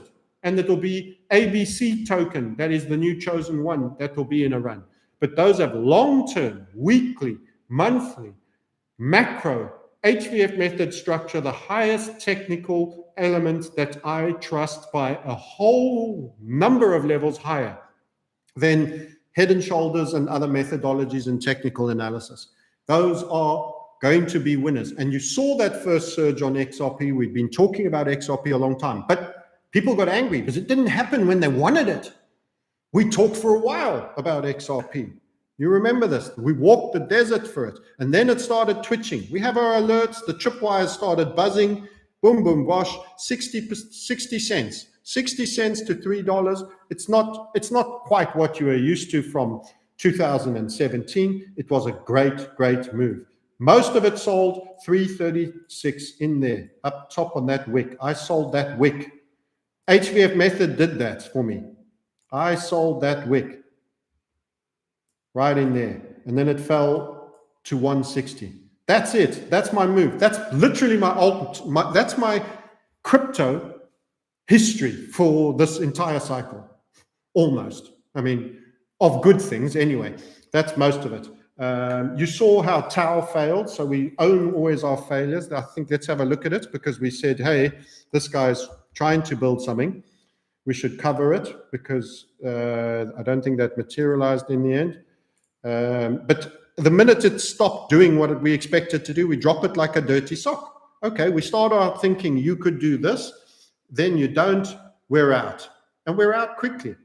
So we spoke of the big structure. Let's try see, which one is it? Yeah, well, it's, which one has the longest history? It's missing something. I've forgotten now. Oh, let's go Tether. We need the Tether. That's the one that's going to give us. That's it. So what happened there? Let's talk about it. Remember, it wasn't an investment. It's a trade. When you're talking about guys like this, we don't know anything about it. You must know things about that you're investing long-term in. It helps. This was a kind of a trade. And we looked at this HVF here as a little wind-up structure for a much bigger one. And guess what? The minute it started, shooting star started to go red, we started to get out of it. So let's go 4 hour and revisit that. It was a tactical trade in a failing market. We saw this. And in the end, we extended it to that. I think, no, we saw this. I think it had a fail right there, in fact, and then ran. It just didn't work. That's it. We're out. It started to go. It was looking good. Started to go. Had a flush out and then pumped. It's like, hey, you couldn't hold your RL3. I'm good with being out. Everything else that happens from here, I wasn't even watching. I'm not concerned. I don't love it. I didn't marry it. It's like it's like the teller at the checkout supermarket. She's not your girlfriend. She's just there to swipe your goods, swipe your items, put them in the trolley. You know, you don't have to remember a name. It's not critical. It's better to remember your wife's name. You know, the teller at the checkout, yeah, you know, how's your auntie? How's your auntie? Happy days, nice weather, whatever. Okay, it's all right. You don't need to remember. So the minute it's gone, it's like, okay, you're a shitcoin. We had a go, and you didn't deliver. And the minute you didn't, we were out. Size loss, gone. That's it. It's not a marriage. Am I attached? Am I broken? Am I emotionally committed to it? No. This is the first time I'm looking at it since I'd already dumped it, because I saw it later pumped afterwards. It didn't. So it didn't do what it was supposed to do. Getting too close to the skittish period with what was going on with Bitcoin. Okay, any final questions before we call the stream down? Let's have a look at the comments before we shut down. Perplexing. ICP, you want me to talk about ICP? I'll talk about ICP. I think someone asked before, and I've done it before, and I can tell you that I know already how that chart looks from the big time frames. I've always suggested, just look at that. That's ICP. You might need a magnifying glass, but that's ICP. That's how the mania pump went to it. Don't be perplexed. I'm not in the pancake business. You know, it's what is there to say to you about ICP? That if I throw a fib on that, it's probably in the 0.01 of it. It's every time. Now, it did get a little surge on the daily, on the weekly, but you're talking about somebody who's in a coma, is 99 years old, and has had 4 heart bypasses in his 70s, his 80s, and his 90s, is being kept alive on life support, and you're saying, he just blinked his eye. He just blinked his eye. I saw that. He's alive. Call everybody. Call the news. Where's Bloomberg TV on this one? You know, we're talking about a corpse that blinked his eye, a near corpse. That's where it is. It hasn't been able to sustain any held investment in it. There is no sign of money backing this meaningfully. And I remember Raoul Powell punting it. I remember all that's gone on with it, but it does not hold. It does not hold. There's no bid-ask spread. It got a flush out, by the way. You are at 4 cents, I'm assuming. Maybe it's dollars. $4.38. In the flush out, you fell to 1.1. That means you lost 2/3 of your market cap in a single liquidation event that came most of the way back. Not all the way back, actually. It only came about 60% of the way back. That is perplexing. Don't be perplexed. I love you. Don't be perplexed. But don't play with the dead man corpse that's being kept alive. And, you know, he's got a twitchy nerve in his eyelid there. This is not good. Yes, it had a surge. Congratulations. What's it done on a weekly time frame? Where are you? Where are you on that? Okay, let's forget the listing. This is compression with occasional spikes. You're running lows. You haven't finished making higher highs and higher lows. There's highs. Look at that. Now I can find a falling wedge. And in fact, somebody asked about ICP, and I said, well, the only hope I can give you is there's a falling wedge on that. You've had a bump. You couldn't hold on to any of it, and you're back in here fizzling back down. That's on the weekly time frame. You'd also had that bump, obviously, before, but you traded lower on this. So you're still making new lows. Technically, it's not good. And how much of this recent pump have you held? Let's take that, for example, ICP. There you go. You want ICP? I'll give you ICP. You might not like it. I think you need ICU, not ICP. Here you go, 23.6. You're back down almost to the 23.6. You had a surge. If you bought that, you would have chased in, probably not realized it, seen a bit of a move, not much. You would have waited for it to take out this high. You would have ended up buying here. You've gone for a journey to the upside and you're now lower. That's where you are. That's what's probably happened for most people that got excited and rushed back into ICP. Its market cap. Where's its market cap now? I think it's slipping. It's a slipper on the market cap. I remember it was in the upper teens, the low teens at one point. I mean, that's why I don't talk a lot about these things. I'm not trying to take you to corpses or near corpses just before burial and say, invest here. This guy's going to be an athlete. He's got 3 gold medals in him. I reckon the 100 meters, you know, the 4x100 and the 200. This guy's going to embarrass you, say. No, it's not. There's no evidence. The tubes in his body and his lifelessness is all I have. So that is my thoughts there. Hopefully they are pretty clear. What are your thoughts on ETH? Let's get that menu out the way. ETH gold. So yeah, we can do ETH gold because we did all the others, and ETH is a big one as well. Bitstamp, we'll go Stamp, often has most of the things. Also had a type 3 falling wedge and is slipping out the bottom, very much like Bitcoin, just less advanced on that. And again, I think Bitcoin is further to fall. I think this is the one instance where Bitcoin dominance goes down in a bear market, which is completely contrary to, you know, what other popular YouTubers will tell you. So how's Ethereum doing to gold? Well, it won't come as a surprise that recently it's poor, but it was famously so at certain periods. The last real good alt market for alts was when I early just started. We were in on from 16, and that was a great market. The 16, 17 market was a great alt market. You haven't matched it since. Was it okay-ish, the next one? And then this has been piddly so far, and it could well be over. So that's Ethereum against gold. If you take that's not entirely true. That was the best one by percentage, but actually you did okay here during the 21 bull. That was until FTX and the gang showed up. Isn't it interesting? Are you all getting FTX messages? Poor SBF, he should be let out and all of this stuff. He didn't murder anybody. It's like unbelievable. He took clients, commingled client money, and sent it to his friends in Almeida. That's what he did. That was our money. So if we just do that low, you're in the blood basement against gold since your last high against gold. So we can take off the 1,000 maybe and just do it like that.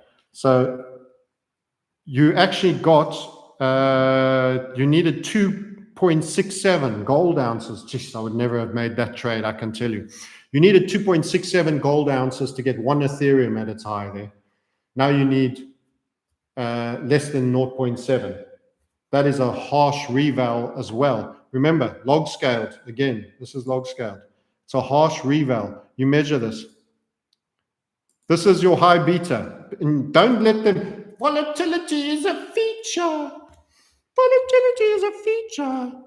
We just featured your money out of your bank account. Now you got 10% of what you once had. Isn't that a bonus? It's like, no. There's another thing that one of Saylor's portfolio theory debunks. This is his other debunk he needs to hear. Volatility isn't a feature. Things that move violently, both up and down, have to give a much higher aggregate return on a risk-adjusted basis to be considered as good an asset. Much higher. And it's disproportionate. It's really disproportionate. So a little old granny's fund that never drops more than 2 or 3% on a bad month can deliver a 6% a year, a 7% a year, and be just fine. The minute you have things that can lose 15 or 20% in a single month, you need to be offering 40 or 50% a year. If you have things that can lose 80%, you need to be offering thousands. That's how it goes. The curve goes like that. That's called risk-adjusted returns. And it's always put in much smaller basis for a little bit of alpha so that you aren't a forced seller in portfolio theory. So risk-adjusted returns and portfolio theory work the same. You have 1 or 2% in a 100% pot where you're managing other people's money in the high beta stuff, because it could lose 50% and you've only lost 0.5% on the portfolio as a whole. That's how you manage other people's money. Remember, it's not yours to gamble. That's how it works, Michael. So Dan the man says, thoughts on AVAX. So I'll finish on AVAX and that'll be us for the stream. Anybody want to have a look and any last thoughts? I'll do a final question sweep just before and then we're done. AVAX, again, being offered.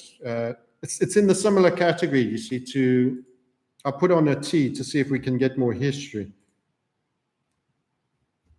So we've done TA on this one before. And again, the problem is, apart from the listing period, this has come back too far.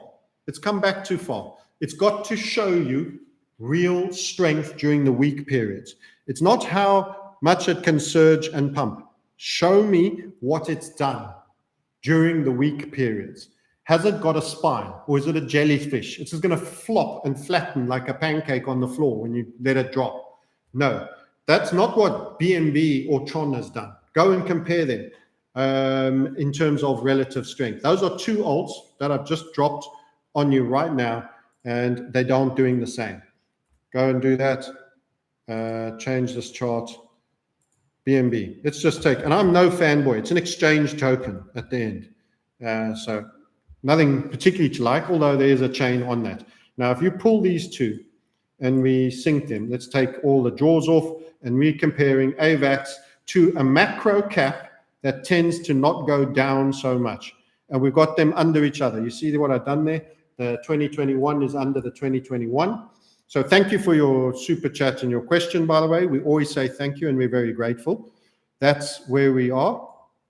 That's the surge pump that Binance got. AVAX was a little bit slower, but then it came hard later. All good until that point. Then you got this, but Binance made a better secondary high. AVAX was already selling off. AVAX continued to sell off, went a lot lower, AVAX retreated all the way just to its initial moves low. Binance held on to much higher percent of its gains. Binance was then going up from a much higher foothold, climbing the ladder. AVAX was going up from there, then gave most of that go up, down, back again. So it's almost back to its foothold, which was a very low, deep, early foothold.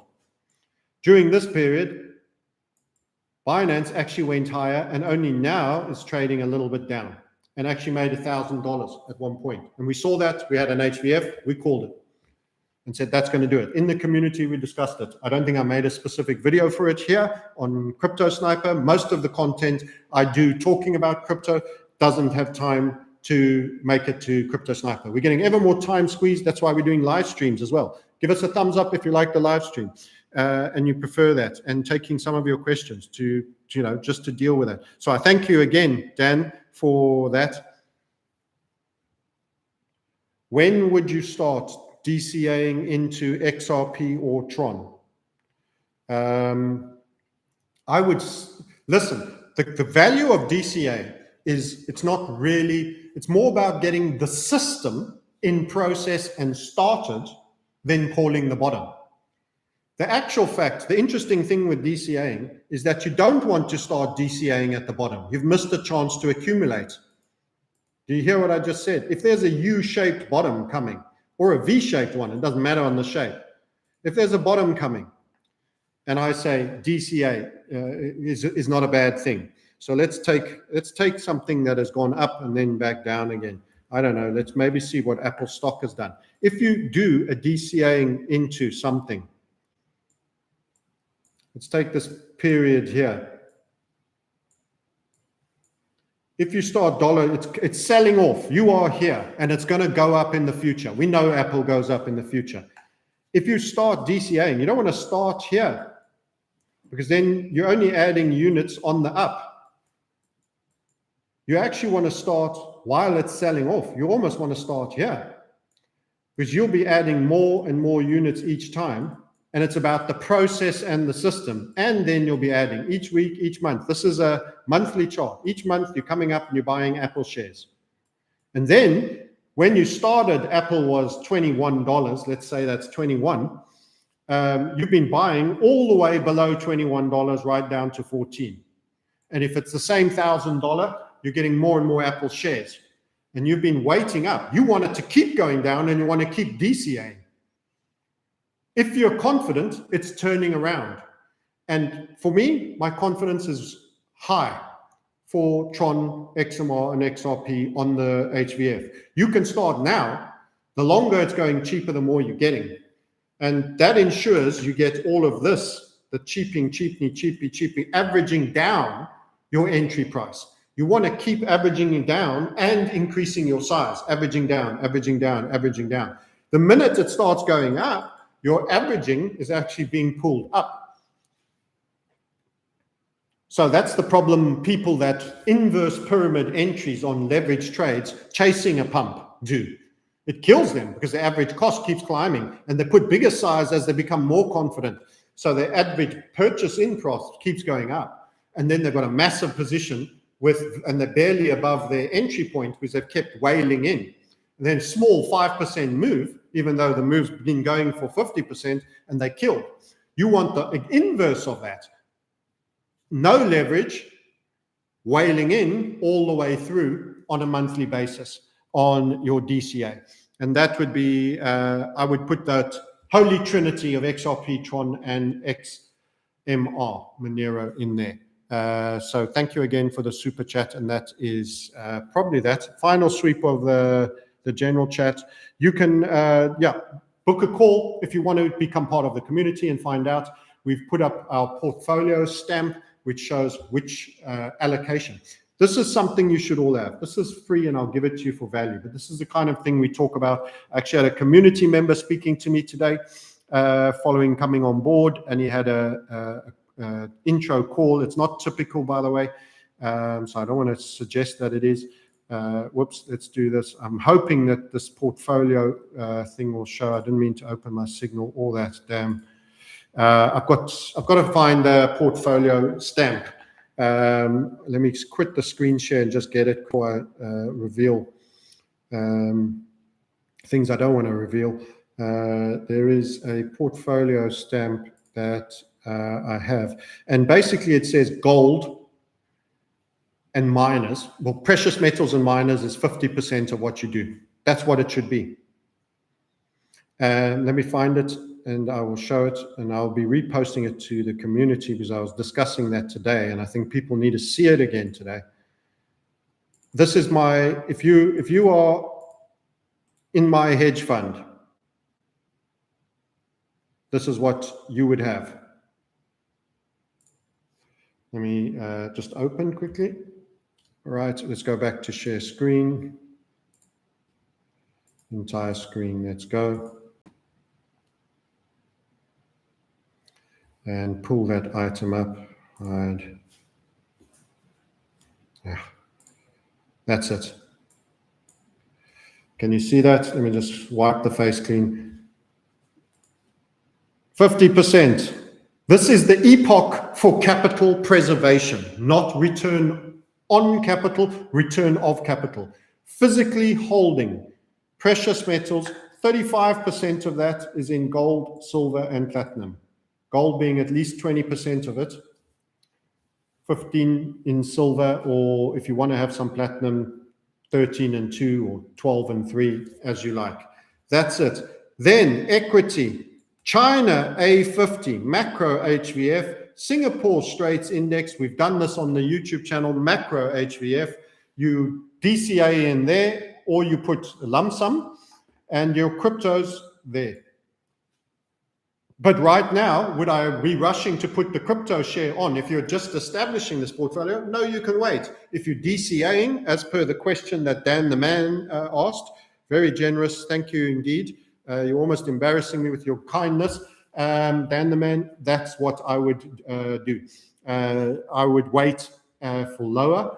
If you're putting a lump sum, if you're DCAing, there's no bad time to start. The sooner the better. Again, non-advisory. That's my hedge fund portfolio. That's it. Miners is gold and silver miners, which will outperform, but is smaller because higher volatility, no certificates for many of you, unless you can get them. You should aim to get them. Crypto, small percentage. China, very good index setup, and they are going to do, and it's a debasement. Things are going up because fiat are doing that. Fiat and debt together are doing that. So that is why having the tangible, I know it's not a crypto item, that feels like 100 ounces. You can do your shoulder presses every morning with that. It is still some resistance, and it is true and it is pure. That's what you should focus on. So have a little bit of something else. It could be a tired, sad place for crypto for a while. It sets up the future good times by going down, clearing the leverage, burning the fire. It's the future. The grass grows greener after the fire. And you will be saving your balances by being defensive now and being ready. You will still have ammo for the future surge. Okay, we thank you very much. Book a call via the link on crypto. It was great spending the afternoon with you. We appreciate you sharing to help us move the number forward. How many subscribers have we got? Someone shout out the number. How many subscribers? We would like to make 70,000 before Christmas. We'd really enjoy that. That would be a great thank you from all of you. So if you feel like sharing the channel, that's awesome. Okay, until next time, we will terminate the live stream. Thank you for being with us. And the links are below, by the way. We actually use brokers that actually allow for crypto in the so I have SimpleFX. I use it. Nothing I affiliate, I don't use. Fact, I use it. Okay, it's great. It's at all-time highs, and I've withdrawn 6-digit sum from it. I've had no issues. People say, oh, it's in some dubious location in the Bahamas. Hey, I'm in a dubious location. That's Panama, man. That's a jungle out there, man. You know what I'm saying? Pay less to the people that are raping you with fiat debasement and that are coming to steal your wealth. Just do it. You know, pay less to them. It's just makes sense. Do that. Save yourselves. Who else? Scandinavian Capital Markets. You can trade crypto on there as well. I'm currently long the Korean won and the Japanese yen. That's where I am at. And I'm waiting to get ready. Precious metals, if it gives me what I want, Not until it does that, silver and gold. Then these are where we're at, and it's gone. It varies by asset classes. Actually, very little has been contributed to the bottom line on crypto in a percentage terms. I've had such a good gold run, such a good silver run, such a good yen, and it's not a crypto discussion. Have the breadth. You can use the crypto as collateral to trade other markets.